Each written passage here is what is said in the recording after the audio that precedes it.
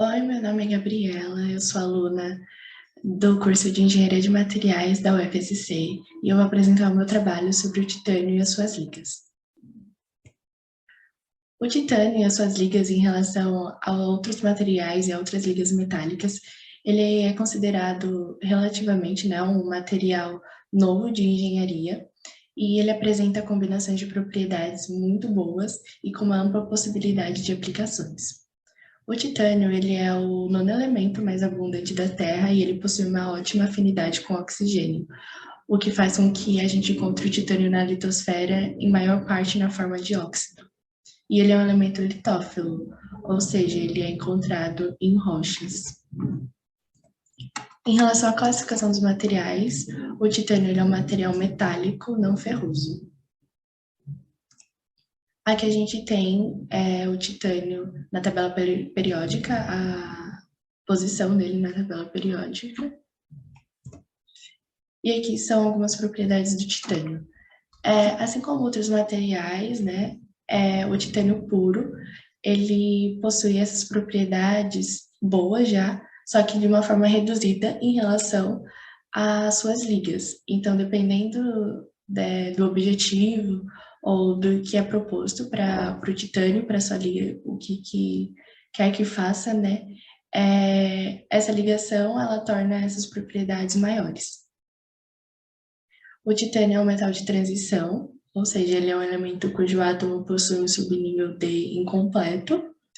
O símbolo dele é Ti, o número atômico 22, massa atômica 47,867 unidades, e aqui a gente vê a distribuição eletrônica dele.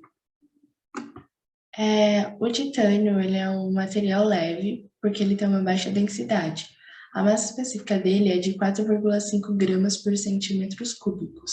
Isso é 60% menor do que a do ferro. Ele puro é um metal dúctil, é fácil de se manipular, de trabalhar com ele. Ele tem baixa condutividade térmica e elétrica, ele não possui elétrons livres para conduzir energia, né, elétrica e térmica, então isso faz com que ele seja um ótimo isolante. Ele também tem uma resistência mecânica muito boa, que varia entre 200 e 1370 MPa, que é a força aplicada que ele resiste. Ele também tem uma resistência à corrosão muito alta, e isso é garantido porque forma uma camada passiva de dióxido de titânio, e essa camada ela se forma naturalmente com a presença do oxigênio. Essa camada ela é quimicamente impenetrável e impede também a ocorrência de reações químicas com o ambiente. Então, isso faz com que o titânio ele seja um ótimo resistente à corrosão. Ele possui uma boa resistência ao calor também, por conta disso, o ponto de fusão ser muito alto, e por conta disso ele é muito utilizado como metal refratário, um material refratário, né, que é resistente ao calor. Então, em lugares que possuem muito calor, ele é muito utilizado. E ele tem também biocompatibilidade por conta, né, da sua grande resistência à corrosão. Então, com o corpo, com os líquidos do corpo, ele não corrói.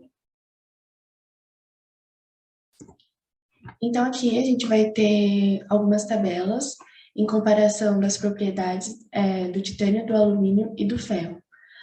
Aqui nessa primeira tabela são propriedades mecânicas. Como a gente pode ver, o titânio ele fica bem próximo, particularmente próximo, né, em relação às propriedades mecânicas do ferro, e são muito mais altas do que a do alumínio. Mesmo sendo um pouco menor algumas propriedades em comparação ao do ferro, por conta da sua resistência à corrosão e por ser um material mais leve do que o ferro, ele pode ser substituído, né? Porque, da mesma forma que o ferro, ele tem uma propriedade mecânica muito boa. Aqui, em relação à densidade, a gente vê que o titânio, ele é bem mais leve do que o ferro e um pouco mais pesado do que o alumínio. E aqui a gente vê a temperatura de fusão, que é maior do que a do ferro e bem maior do que a do alumínio, e a condutividade térmica, que em relação ao alumínio e ferro, ele possui uma baixa condutividade térmica, o que faz com que ele seja um bom isolante. O titânio ele pode ser facilmente ligado, né, para melhorar as suas propriedades, e em diferentes temperaturas ele oscila entre duas estruturas cristalinas, e isso faz com que, né, o material apresente alotropia. O titânio comercialmente puro, ele se divide em 4 graus, e basicamente a diferença entre esses graus são as suas resistências mecânicas em relação à tensão de rotura. Então, o primeiro grau, né, o do grau 1, ele tem uma resistência mecânica menor do que o de grau 4. Então, o grau 1, ele varia entre 240 a 740 MPa de tensão de rotura. O grau 2, de 390 a 540 MPa. O grau 3 é 450 MPa, fica nessa média. E o grau 4, a tensão de rotura dele é entre 550 e 740 MPa.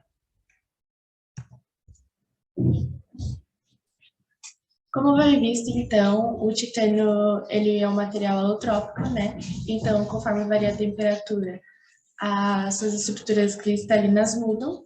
Então, a gente possui nisso 3 fases, a fase alfa, a fase beta e a fase alfa-beta, onde na fase alfa, a estrutura cristalina do titânio ele é hexagonal compacta, e nessa fase a gente tem ligas de titânio com alumínio e com estânio, e eles são mais utilizados em altas temperaturas.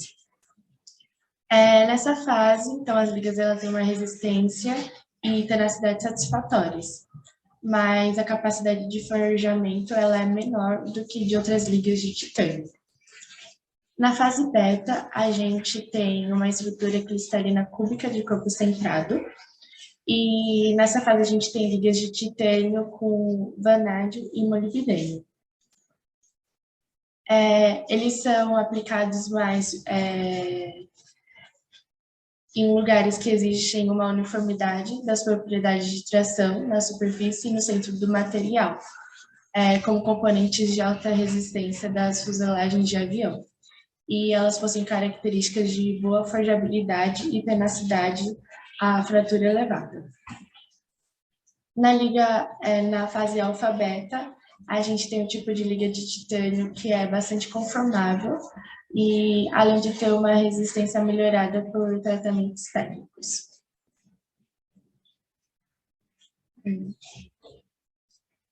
Então, aqui um pouco da história do titânio. Ele foi descoberto em 1791 pelo mineralogista inglês William Greger, que extraiu fragmentos de titânio de uma rocha de ilmenita e nomeou como menaguita. 4 anos mais tarde, o mineral ele foi redescoberto em uma rocha de rutilo pelo farmacêutico alemão Martin. E ele denominou então como titânio, fazendo uma referência à força dos titãs, que os filhos de Urano e Gaia, que são os personagens da mitologia grega.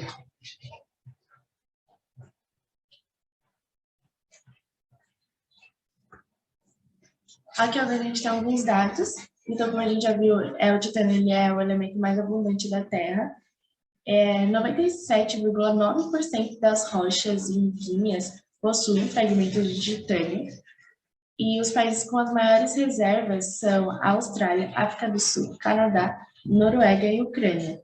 Esses países juntos, eles possuem 86% do titânio mundial. O Brasil ele não é um território rico no metal de transição, mas ele produz uma boa parte do titânio e importa 30% desse titânio que ele produz. A obtenção do titânio é a partir das lavras,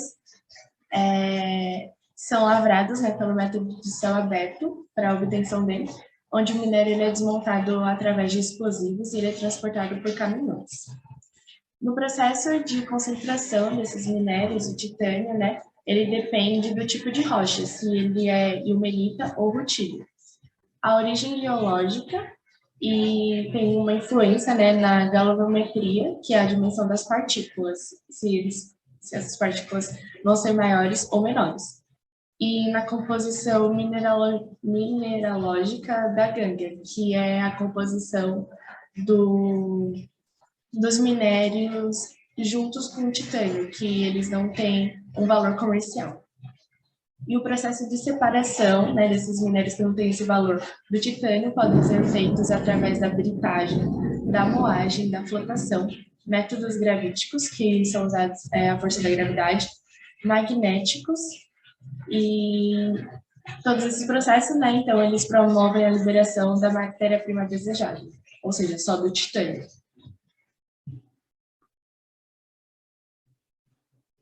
Para a produção do titânio, a gente tem alguns tipos de produção e fabricação de processos, né?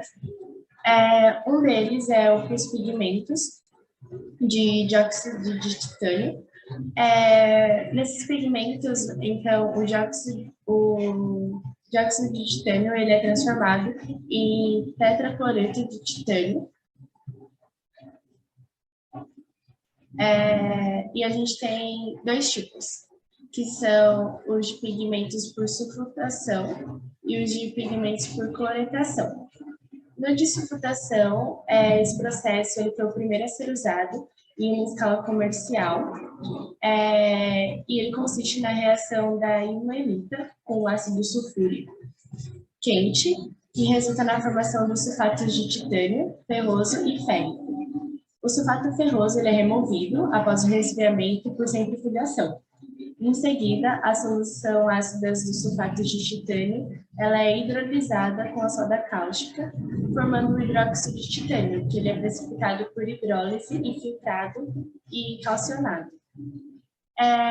Mas o interesse por esse processo ele tem diminuído muito, porque a qualidade do pigmento produzido ela é inferior e também por questões ambientais. Na formação de pigmento por cloretação, então, ele permite a obtenção de pigmento com baixos custos.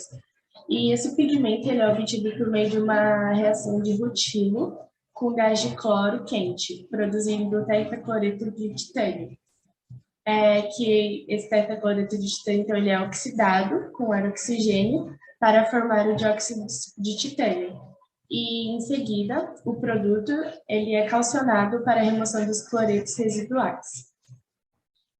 Essa operação toda, então, ela é finalizada com a moagem do dióxido de titânio para o controle da distribuição granulométrica do pigmento. O processo de metal, né, do metal titânio, ele é feito pelo processo Kroll, onde o titânio ele é extraído dos minerais do rutilo, né, composto de dióxido de titânio ou a ilmenita, e nesse processo esses materiais são carregados em um reator de leito fluidizado, onde são tratados com gás de cloro e carbono, a uma temperatura de 900 graus. A reação química desse tratamento resulta na criação do tetracloreto de titânio e monóxido de carbono. O tetracloreto de titânio, então, ele é fracionadamente destilado sob aquecimento para eliminação de impurezas por precipitação. O tetracloreto de titânio, assim que ele é purificado, ele é reduzido por magnésio, fundido em um reator aquecido em aproximadamente 1000 graus Celsius. Nesse estágio, o argônio é bombeado dentro do container para a remoção do ar atmosférico e prevenir a contaminação do titânio pelo oxigênio ou nitrogênio. Então, durante esse processo, o magnésio ele reage com cloro, produzindo cloreto líquido de magnésio, deixando o titânio puro no estado sólido. E assim a gente consegue obter o titânio metal. Aqui é um esquema desse processo de Kroll, onde é adicionado, né, o magnésio, tem a purificação, tudo mais, e forma essa esponja de titânio. Em relação também, outro que não foi falado, é a fundição do titânio para as ligas. Elas são muito difíceis de produzir, o que torna muito caro por conta de ser reativo, o titânio líquido. Então, ela tem que ser feita em um recipiente especial para evitar a contaminação e também um ambiente controlado. As aplicações do titânio, elas são bem abrangentes, né, por conta de todas essas propriedades que eles têm. Então, uma das aplicações é na indústria aeroespacial e naval, devido à sua alta resistência à tração e à corrosão por sua densidade relativa e a resistência à fadiga e ao impacto, a capacidade de resistir moderadamente a altas temperaturas sem se deformar. O titânio e as suas ligas, elas são muito utilizadas em aeronaves, em navios, em veículos e militares e naves especiais e em mísseis. Para essas aplicações, as ligas de titânio com alumínio, zircônio, níquel, vanádio e outros elementos químicos, elas são aplicadas em uma variedade de componentes, como as paredes corta-vento, os trens de pouso, os dutos de exaustão de helicópteros e os sistemas hidráulicos. Cerca de 2/3 de toda a produção de liga de titânio ela é utilizada nos motores e nas estruturas do avião. Como ela tem uma grande resistência à corrosão também, né, as ligas de titânio, ela é muito utilizada para fazer os eixos cardãs nos aparelhos náuticos, nos trocadores de calor das plantas de desalinização, nos chillers de aquecimento de água salgada nos aquários e nas linhas de pescas e nos condutores e facas de mergulho. Ela também o titânio é muito aplicado também em pigmentos e aditivos e revestimentos. Então, cerca de 95% do minério de titânio extraído da terra, que é destinado para a produção de dióxido de titânio, é um pigmento branco permanentemente utilizado nas tintas, para as edificações e na astronomia, nos refletores de radiação infravermelha, nos papéis, na pasta de creme dental, em esmaltes, nos plásticos, nos protetores solares também, porque o titânio tem a propriedade de reflexão de raios ultravioletas. E ele é muito utilizado também como um dos aditivos no cimento, nas gemas e como pacificante óptico em papéis. A gente tem também uma grande aplicação dele na área biomédica, né? Que é uma das áreas mais comuns da utilização do titânio, que é na produção de implantes, ossos e de próteses. Esse material ele é classificado como bioinerte, ou seja, ele não provoca reações químicas com os tecidos ósseos ou musculares. E essa biocompatibilidade resulta, né, da excelente resistência à corrosão do titânio, que ele não oxida junto com a presença dos fluidos corporais, e ele também permite que o tecido ósseo cresça em volta do implante. Contrariamente a algumas ligas de aço inoxidável, o titânio não é propício a provocar reações alérgicas dos tecidos. Antigamente, então, a gente tinha muitas próteses, muitos usos assim do aço inoxidável, mas o titânio ainda é melhor do que isso, então ele foi muito mais utilizado e trocado, assim, em grande parte, pelo, né, titânio, então a ação inoxidável parou um pouco de ser usado. A gente também tem muita aplicação nas áreas industriais, tem vindo a crescer muito, né, à medida que se descobre como reduzir o custo e a manutenção dos processos pela utilização do material. A baixa densidade do titânio, relativamente ao do aço, ele implica que para o mesmo peso, a vida útil de uma estrutura de titânio pode durar até o dobro da vida da mesma estrutura feita de aço. E além disso, como já foi mencionado, né, a excelência e a resistência à corrosão torna o titânio um material muito adequado a ambientes agressivos. Então, a gente tem muito na indústria química, que o titânio é muito utilizado como revestimento em reservatórios, e pressurizados ou não. A gente tem também na indústria de petróleo e tubos leves, né, que eles são feitos em tubos leves e flexíveis, por conta da sua grande resistência à corrosão. A gente também tem uma aplicação grande na área de lazer, que, apesar de não ser estritamente necessário em termos de propriedades, né, ele pode ser utilizado nessa área, e o preço nem sempre representa um problema grave. Então, a gente tem muitas bicicletas, hoje em dia, por ser um titânio, ser mais leve e mais resistente, em bicicletas, em tacos de golfe, em raquetes de tênis, mais pela sua densidade, né, de ser um material mais leve e precisamente mais forte também. Em óculos, armações de óculos, em relógios também. Então, aqui a gente tem algumas imagens, né, de aplicações, das muitas aplicações que o titânio tem nessa área. Aqui, como a gente viu, algumas próteses de fêmur, da perna, de coluna, de dente, né, dentária, rolamentos, bicicletas, que são mais leves e resistentes, em tintas, em pigmentos, motores e a área espacial, né, aeronáutica, em relógios e vários outros. O titânio, ele vem revolucionando, né, a engenharia, a humanidade, por conta de suas propriedades e por conta de propriedades específicas que a gente consegue com as suas ligas. Então, ele vem substituindo muito outros materiais em muitas áreas, por conta dessas propriedades melhoradas.